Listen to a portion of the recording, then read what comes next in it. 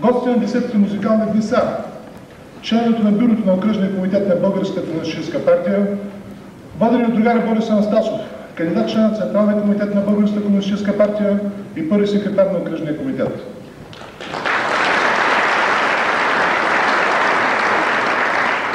Членовете на изпълнителния комитет на окръжния народен съвет, водени от другаря Коли Овчев, член на Централната контролна ревизионна комисия и председател на изпълнителния комитет на окръжния народен съвет. Другаря Симеон Захария, първи секретар на Общинския комитет на партията. Членовете на Организационния комитет, съратници на Димитър Ненов и гости на град Разград, народният артист професор Люба Енчева, общия председател на Организационния комитет, герой на социалистическия труд, народният деятел на културата, професор Александър Нейски, ректор на Българска държавна консерватория, народният артист Сава Димитров, професор Сава Димитров, председател на Организационния комитет, научният сътрудник Лъчезар Каралъков, заместник председател на Съюза на музикалните дейци в България, народният артист професор Константин Илиев, народният артист професор Лазар Николов, архитект Райчо Григоров, доцент Иван Бакалов, доцент Галунка Белчева, Катя Вълева, Павлина Пеева, Александра Гинева, Емануил Дарев. Наш скъп гост тази вечер е големият приятел на България, другарката Инна Сабурова, почетен гражданин на град Разград.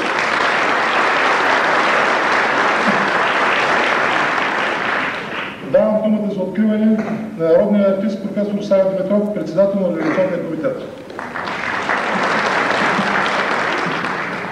Другарки и другари, уважаеми гости, с чувство на дълбока признателност се отнасяме към творческото дело на бележития български музикален деец, композитора, пианиста, педагога, архитекта и общественика Димитър Ненов.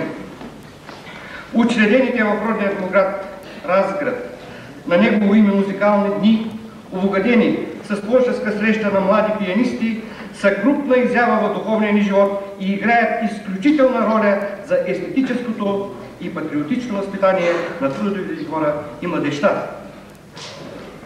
Посветени на 85 годишнината от рождението на Димитър Ненов, тази годишните юбилейни дни са наситени с богата и съдържателна програма, в която са включени изтъкнати наши изпълнители и творчески колективи. Продължава традицията да се утвърждава и популяризира неговото творчество. С голям интерес очакваме днешният концерт, на който ще се прозвучи хрупкото му произведение Коледа, изцяло пропито с аромата на родната ни земя.